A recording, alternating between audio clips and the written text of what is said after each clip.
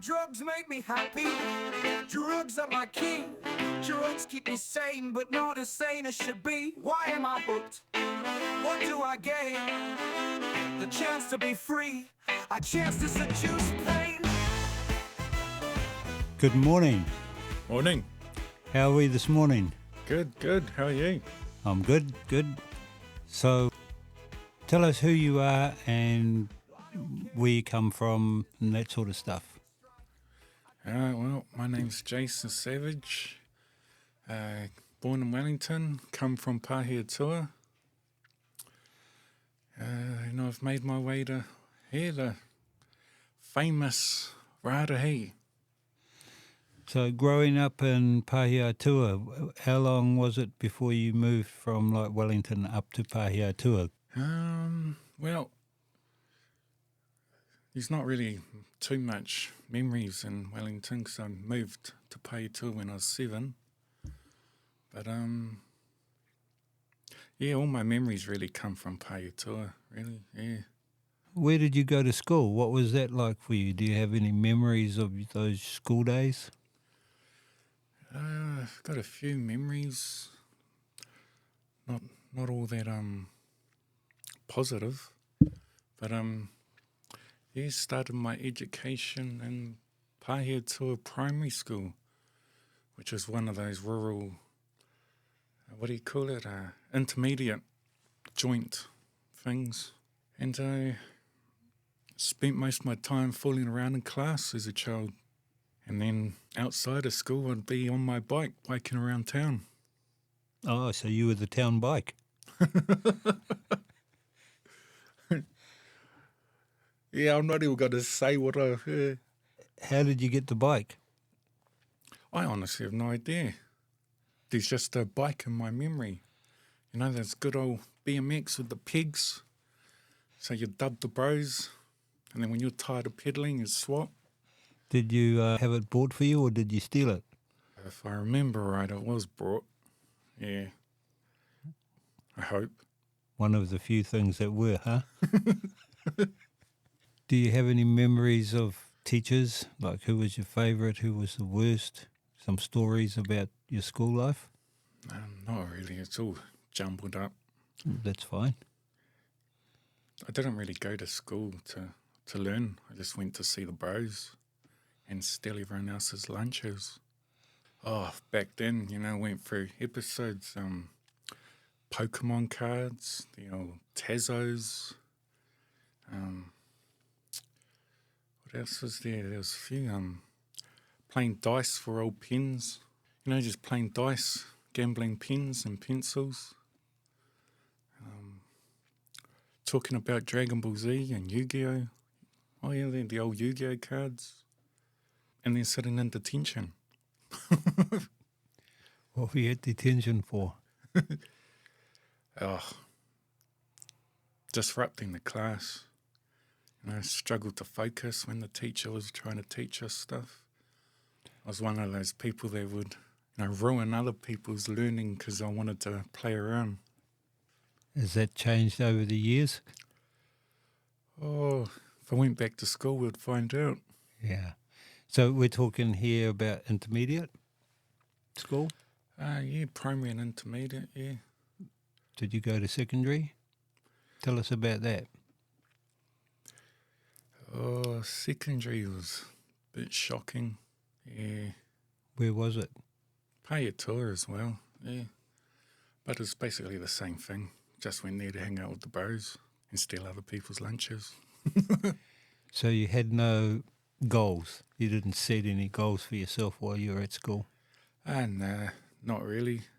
Wanted to be some sort of Bob Marley or Tupac. So That's probably the only dream at that time. So you wanted to be shot? Yeah. Yeah? It was fun to fantasize about it. Yeah. Driving around in a lowrider. So what year did you leave Pāhiatua College, was it? Oh, Tararua College. What did you go there for? I didn't make it right through, but I made it to senior. I know that much. What senior? So that's at least 3 years. Oh. Yeah, so I made it at least 3 years through college. Cool. So you wouldn't have had to buy much food for tea and your lunches because you got it all at school, eh? Yeah. Everyone else brought it for me. Cool. Just carried the same shit from primary and intermediate over into college, really. All Yeah. the disruptive and not paying attention in class. And what did I do? I spent a lot of time messing around with the old epilepsy, and then drugs and alcohol made it worse. Yeah, so after school, not much I can remember, but messed around with the epilepsy health medical condition. When did you find out about your epilepsy? Honestly, can't even remember. Sometime through school. I think sometime through college, my first taste of marijuana. That same night, fell asleep and had a seizure in that sleep. And then, yeah, the seizures never stopped. So what do you think caused it? Stupidity. Were you given medication for that? Yeah, but me having that attitude like I did at college, I struggled to stay on top of it or stick to it. What did they give you? Was it lamotrigine back then? Epilum, I think it was called. Yeah. Which really didn't seem to do anything. Mm. Oh, probably could have if I wasn't still bloody drugs and alcohol. Did you have to go to doctor a lot? Yeah. So How they'd was that? start me off the lower dose and then, the process go higher and higher until you find the right level. Mm. And that took quite a while. Yeah, every morning and night. Yeah. And did you? No. I tried, but a lot of times when I should have taken it, I was either sleeping in or I was drunk. So I didn't really care. I found my way on invalid benefit. I had no motivation whatsoever to get a job or to change my current situation. That includes getting better on the old health condition or the old addiction problem as well. I was given another chance at the old NCEA qualification thing. There was this place called, I don't know. Hold on. Oh, YMCA, Youth Centre. And why did it have to be called YMCA? With the cowboy and the Yeah, Indian. it just had to fucking be called YMCA. You know what? Fuck it, skip that part of the story. Maybe that was your calling. Do you think that might have been your calling, Jace? No, fuck that. So what happened at the YMCA? Anyway, it was a place for youth education and to try and get your NCA levels. I was for all the people that failed at college anyway. Yeah. Like an alternative ed? Yeah, an alternative ed. And I failed at that too. Kept showing up stoned and smelling like alcohol. So you were obviously heavily into drugs and alcohol. And then how old would you have been then? 19, maybe? Top end of a teenager. Yeah, roughly 18, 19, yeah. Mm. So how did you actually get involved in that drug and alcohol scene? Oh, it's not really a Hollywood story or anything like that. It just happened. It was in front of me at the time. I took a dabble. I was with my cousin in my auntie's garage, sitting in the car in her garage. It's disrespectful to laugh at it now, but it was funny. And I was laughing so hard, and my cousin was trying to tell me to shut the fuck up because Auntie will hear us and we'll get a hiding, but I couldn't stop laughing. But yeah, he got a hell of a fright later that night when he woke up to me having a fit on the bed. Yeah, Well, I hadn't had any alcohol that night, so weed must have brought it on. Otherwise, it's a major coincidence. But alcohol and weed would have worsened it later on. Maybe not worse, but encouraged it to fucking not go anywhere. And so how did you deal with that? Did you have people around you to help or? Oh, yeah, there was plenty of people that wanted to help me, but it was me that just couldn't give a fuck. That was the problem. Yeah, I had all the support, all there. Everyone had my back, whānau, friends, Me being me, well, at that age anyway, just threw it all away. You didn't think you needed any help? Yeah. Or just didn't care, yeah. 19 to 25. Well, nothing changed. Well, everything still stayed the same, except found myself a partner. She was cool, and I was still the same person. Had a child with her. I still hadn't changed. And so that relationship fell apart. Okay, let's get back to that. 19 to 25, you dicked around a lot. Drugs, alcohol, made a career out of being useless. Hey, that's the sort of shit we're talking about here, eh? Yeah. But did you have any romance? Sort of. Yeah, tell me about it. And I'm not talking about K Road or anything like that. Real romance. Yep, I found me a partner, and but I was still the same person. Still hadn't changed. I was at a mate's house drinking one night, and yeah, she was there. Who? And then my ex. What did you think? Like, what did you give me a? Oh, I'd probably be able to if I wasn't drinking that night. I don't know. Yeah, because she was friends with my mate's brother's missus. Yeah.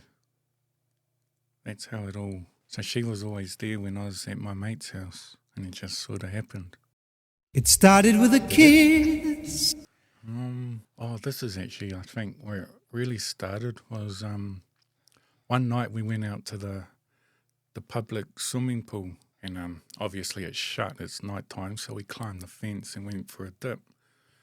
Me, my mates, and she was there too, yeah.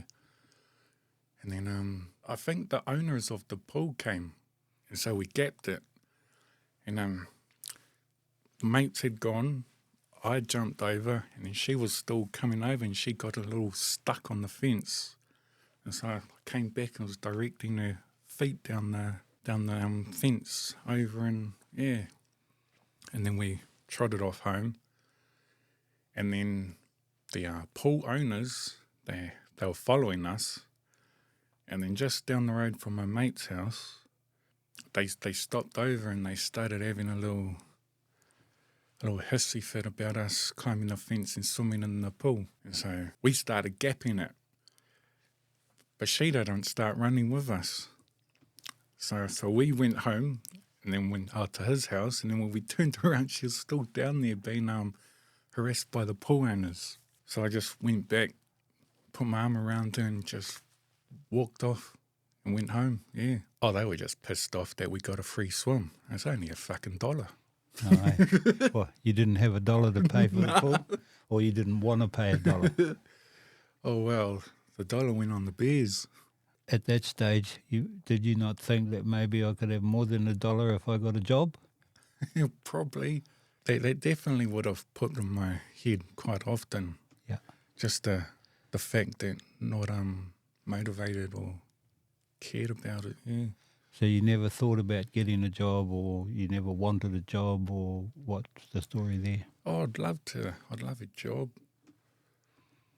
It did pop in my mind a lot. But you never followed through. Why is that?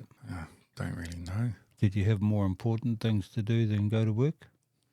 Yeah. Like? Drugs and alcohol. I mean, I know it's not more important than supporting your family and all that, but when you're an addict, it's more important to me. How did that relationship develop? like? Oh, just your typical teenagers, really. Yeah, nothing out of the unordinary. Apart from I was still that cunt from old school, still hadn't changed. Did you go to the movies? Did you buy her flowers? Did you get her chocolates? No, I don't think so. Everything just continued on as it was, really. Kept meeting up at my mate's house. Yeah, carried on drinking and what we normally do. What was it that attracted you to her? I don't know.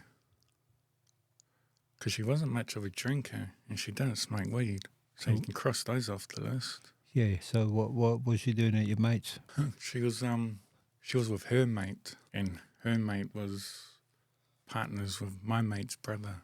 Yeah. And then we just kept hanging out. Yeah. We had our own place. So tell me about that. How did you get your own place? Honestly, can't remember. 'Cause I think we had our own place and then got another place for the child. I can't remember. Can you remember? Because one place was owned by a grandfather. Her grandfather? Yeah, and that's how we got that place. I think we were given that place once the baby was on the way. Oh, nice. And so how did it feel to be a father? Was it something you were looking forward to, or was it something you thought was just going to be a pain in the ass, or what? I think I was horrified of being a terrible father. You thought you were going to be a terrible father. Why is that? Oh, nervous, anxiety. Did you never once think that maybe you could give your child more than what you had growing up? Oh, just what normal parents would do, I guess. Not really. Normal people would have a job. Normal people would be able to go and do stuff as a family. Did you do stuff like that? No. What did you do? Absolutely nothing, I think. For how many years did you do nothing? So far, 34. Okay, so we've talked about 19 to 25. How old were you when your daughter came along? 21, I think. Yeah, if I remember right. Yeah. Oh, well, I was your typical addict, so they basically forced her away. Yeah, broke up because I was a cunt. Did she think you were one, or did you know you were one? I don't think she thought I was one, and I don't think I knew I was one at the time. Oh, no, yes, she would have known I was a cunt for the reason we split up, yeah. The next morning that I was a cunt. How old was your daughter when you left? I don't even think she had turned 1. So you left your partner to raise your child by herself? Yeah. You had no feeling about that? You didn't care? Yeah, it's really strange. Because it's really sad to say, but I don't know why. I just didn't care. So when did you come to the realisation that you actually did care? The earliest evidence that supports that will probably be 2015. That's when I went to rehab. Okay, rehab. Tell me about that. Oh, actually, the breakup. That car one was the same night as the breakup. We were drinking at a mate's, and then I went to reverse down the drive, and the back door was open. And so I bent the door back, and then, it's just shit just hit the fan. She was yelling at me, I was yelling at her, and then next thing you know, I'm on the ground in Main Street with some local security guard. Yeah, he had my arm, he was saying, I got you, bro. Yeah, got you, bro. Ambulance is on the way. I was going I told the cops I think I was going the speed limit. Because I was drunk, I told them I was going 100, thinking that was the speed limit on Main Street. What was the speed limit? 50? Yeah, but I was going a good 140 down there. And then for some reason I thought I could do a 90-degree turn without braking. And so, yeah, just went right over and right into a tree. I wasn't wearing my seatbelt that night either, and that's probably, believe it or not, what saved my life. Because the door was bent. Oh, it wasn't the back door, it was my door. Yeah, the door was bent back, so it was fucked. And me not wearing my seatbelt, so when I hit the bump, I just automatically fell out of the car, and the car went straight and wrapped right around the tree. Yeah, where was your partner? Home? Yeah. cooking you eggs? Oh, because after the fight, she took the child out of the car and then I drove off like a maniac. Oh, so you had a fight with her first. Oh, the alcohol caused the anger. All right. So, okay, the bros had you. Ambulance on its way. I was always meaning to, give him a thank you letter of some sort. Yeah, the one that called the ambulance. And yeah, I never met him, but I'd seen his truck driving around at night quite often. I remember going over the, when I went over the bump or gutter or whatever, my head just went straight up into the roof. No seatbelt on, and I can still feel my head hitting it. Like it was quite a bang. Do you think that might have damaged your brain? Nah. You've got to have a brain to damage, eh? That ship has sailed. I remember talking to the cop, because I wasn't really injured. I had like a scratch on my arm or something. I was actually quite fine. And I was trying to be clever and tell him that I was only going 100. I'm on fucking Main Street. But they took me over to Palmy Hospital and came home straight the next day because nothing serious. Yeah. How'd you get home from Palmy? Honestly, I have no idea. I've got a lot of luck from walking home from Palmy. Yeah, over the old Paiatua track. There always seems to be someone I know that would pick me up when I'm walking up the hill. Yeah, there's always someone that'll spot me. Tell me about another event, perhaps from your days in Paiatua. There was one time where I thought I was doing the right thing on quitting weed. The old, what do you call it? Legalize, I forgot what they called when they put it on the shelves, the legal cannabis. Legal highs. Yeah, synthetics or whatever they're called. Yeah. And then here's me thinking, I'm going to be a changed man because I'm doing it legally. It's fucking stupid. How'd that work out for you? Got arrested and never touched it again. Went back to the old natural. Oh, something went wrong in my head. And I thought I'd go have some fun with the police station. And then, that was absolutely stupid. But I'll just blame the legal highs. What happened? Can't really remember either. And it's not in the newspaper. Well, there was a couple of episodes I think I read in the newspaper that I'll stick the clips up here from the newspaper cuttings so that the viewers can actually see what happened because it's public knowledge. But I just gutted though, like the stupidity of going to the legal cannabis thinking I'm doing the right thing and going to be a different person. You were the different person in a worse way on a legal synthetic. Is that what you're saying?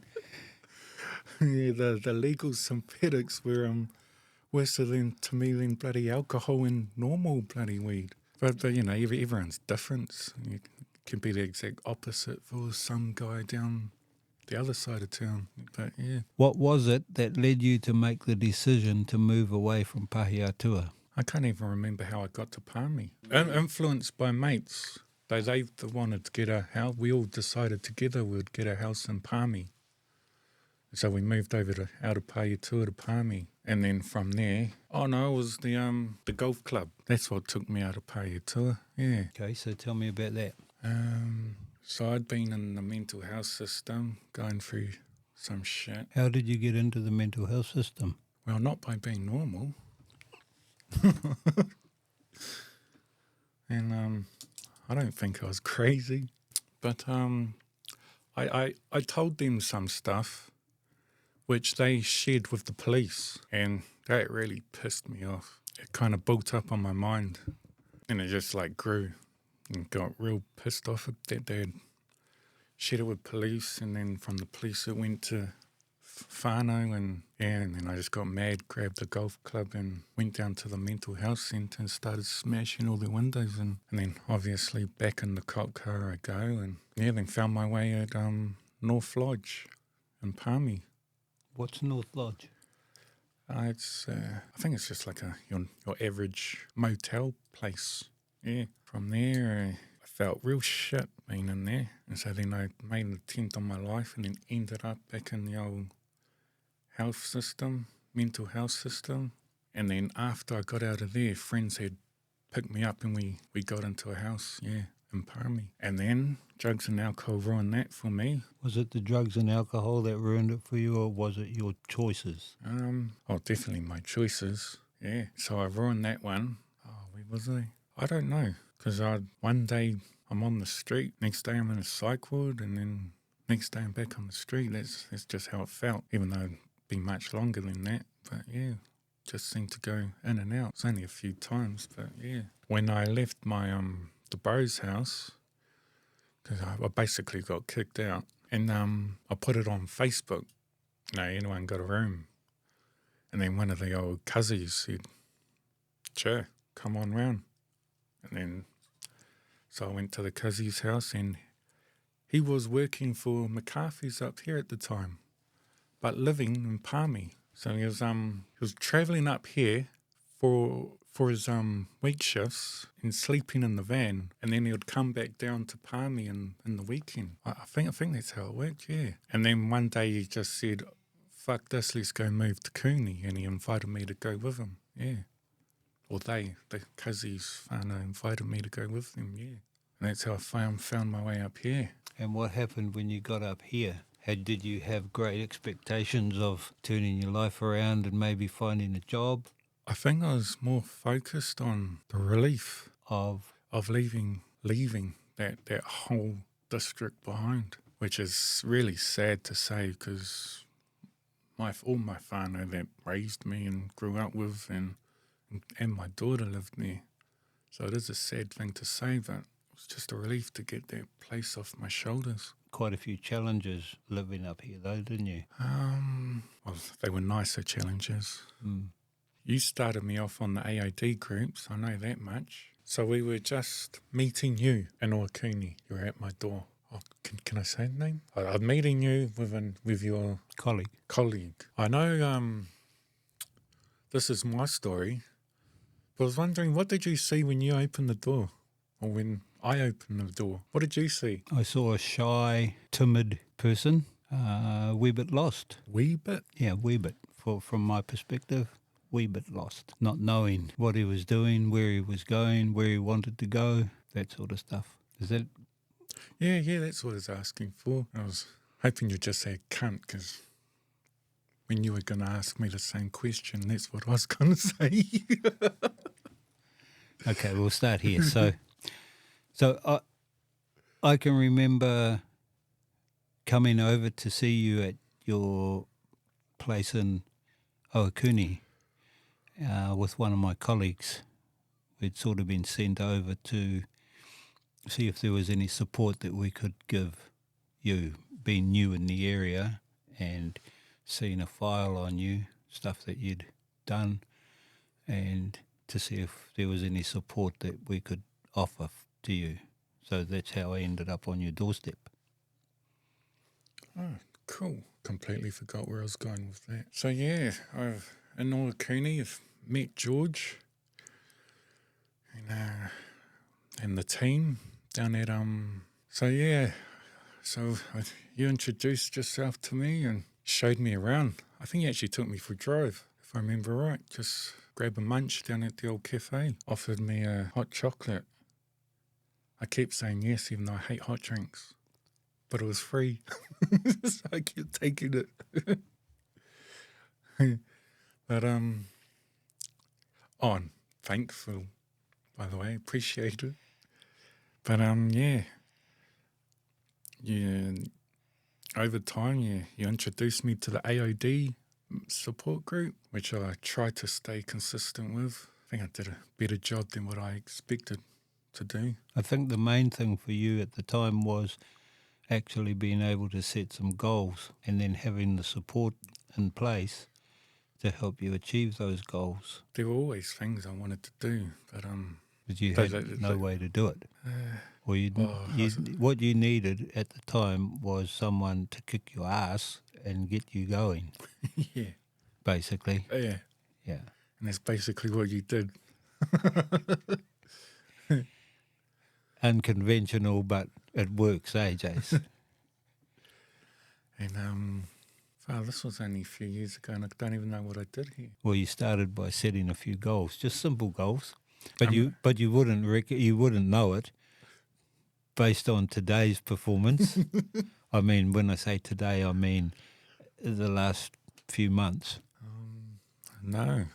Because in that time, Jason's become a pharmacist, he's become a doctor, he's a specialist in all these areas. He doesn't need to be taking medication for anything because he's diagnosed himself as being fine. And this is why he's so good at not getting up in the morning or staying up all night and doing things all ass about face.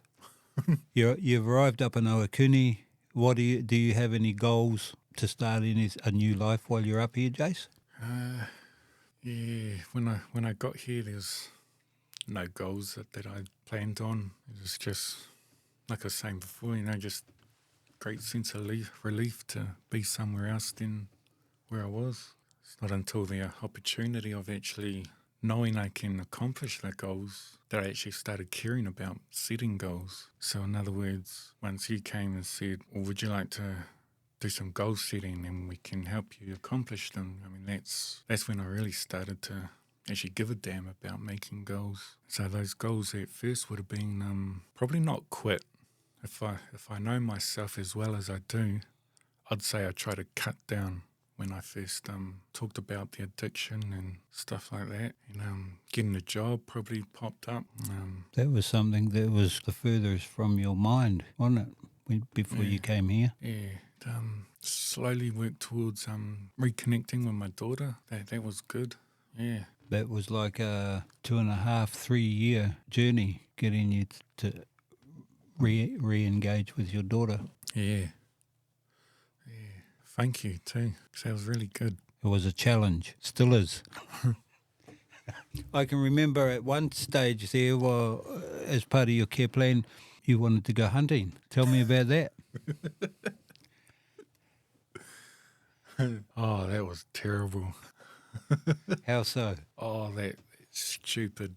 Fucking fear of heights got to my head going up that bloody hill. Yeah, you said, shall we go for a hunt? And I said, yeah, it sounds awesome.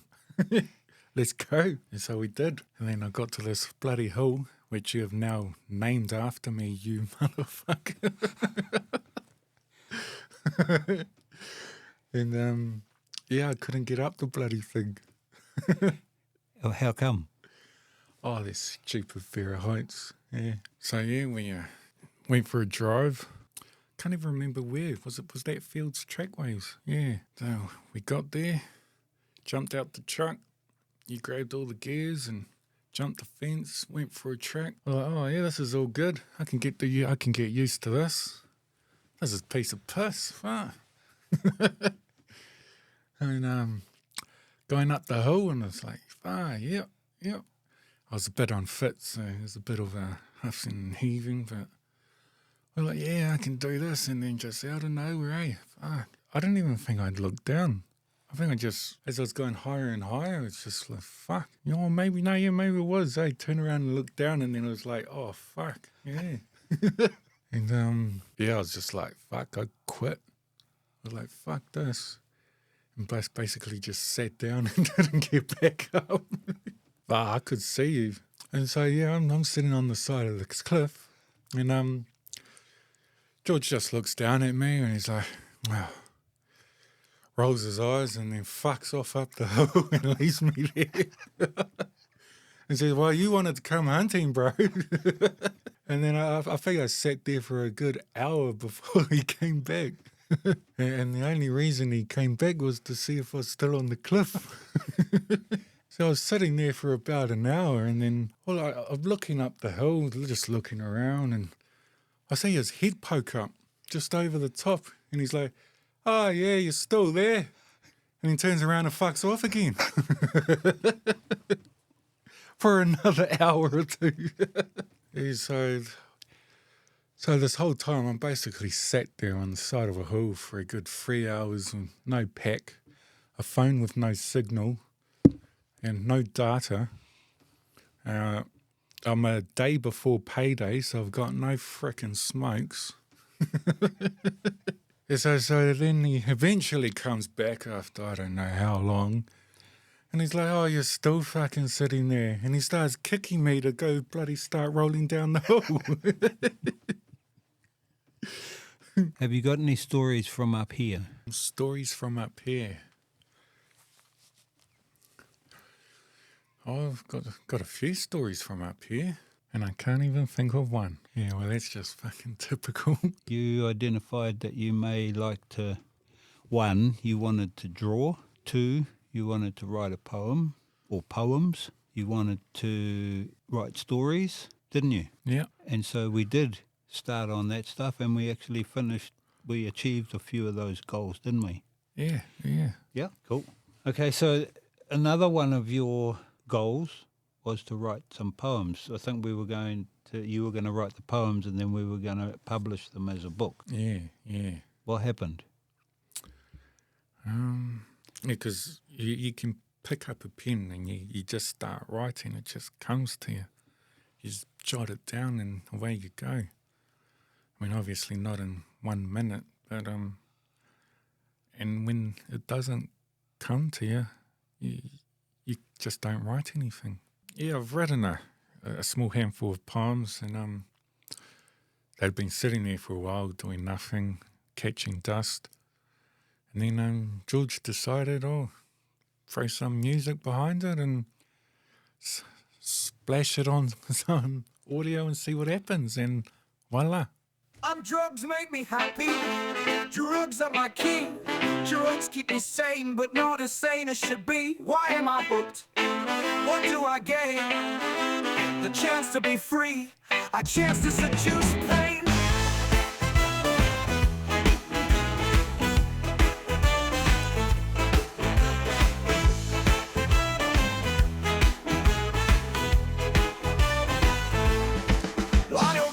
For my choices as I slowly reach strife.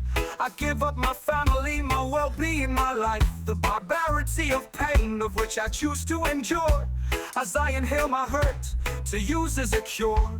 I'm weak to my thoughts, there's no way to resist. My heart's cold in my chest, I exhale dark mist. Tomorrow I'll change, through thoughts I am told, but every day is the same, with tomorrow always on hold. What's the purpose of life? Is this all that's in store? Circle in pain, with no other door. Don't bitch and don't moan. If you don't like it, just leave. But my body's caught in a trance, my mind will deceive. I was warned as a child, many warnings ignored. Now it's too late, because drugs are adored. I guess I'll live out my days with my hand glued to my pipe, until I'm strong enough to quit, ready and right.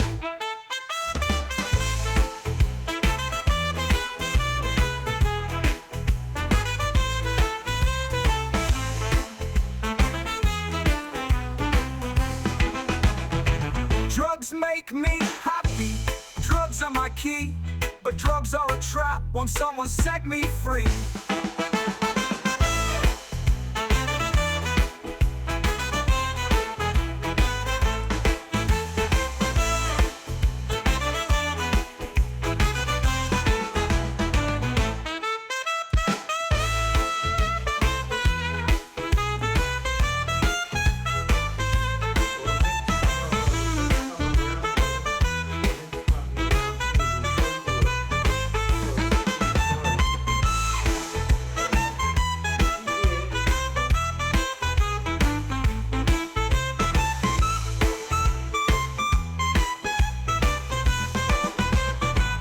What's the purpose of life? Is this all that's in store? Circle in pain, with no other door. Don't bitch and don't moan. If you don't like it, just leave. But my body's caught in a trance, my mind will deceive. I was warned as a child, many warnings ignored. Now it's too late, because drugs are adored. I guess I'll live out my days with my hand glued to my pipe, until I'm strong enough to quit, ready and right. Drugs make me happy, drugs are my key, but drugs are a trap, won't someone set me